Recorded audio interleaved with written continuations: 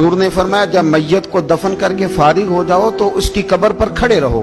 خود حضور بھی قبر پر کھڑے رہتے دفن کرنے کے بعد اور فرماتے اس کے ثابت قدم رہنے کی دعا کرو، اس لیے کہ اب اس سے سوال و جواب ہوں گے. اب فرشتے اس کی قبر میں آئیں گے، اب اس سے پوچھیں گے، اب اس کے ساتھ وہ امتحان ہوگا، تو اس کے لیے دعا کرو، قبر پہ کھڑے ہو کے دعا مانگو.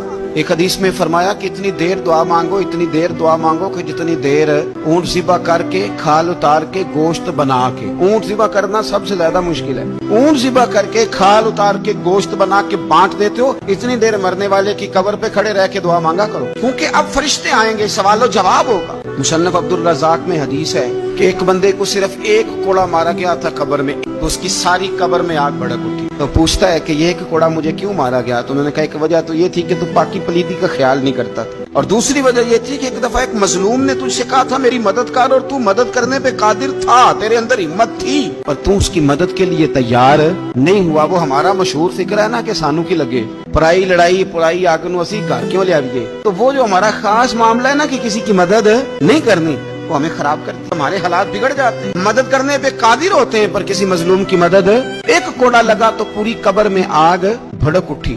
عذاب قبر سے اللہ کی پناہ مانگی جائے، ڈرا جائے، اور آخرت کے لیے قبر کے لیے تیار. قرآن مجید نے کہا وَإِذَا الْقُبُورُ بُعْثِرَتْ، جب قبریں کریدی جائیں گی نا، عَلِمَتْ نَفْسٌ مَا قَدَّمَتْ وَأَخَّرَتْ، پھر ہر جان لے گی کہ اس نے آگے کیا بھیجا اور پیچھے کیا چھوڑا. میرے عزیز، اپنی قبر کے لیے اپنی آخرت کے لیے فکر کریں، تیاری کریں.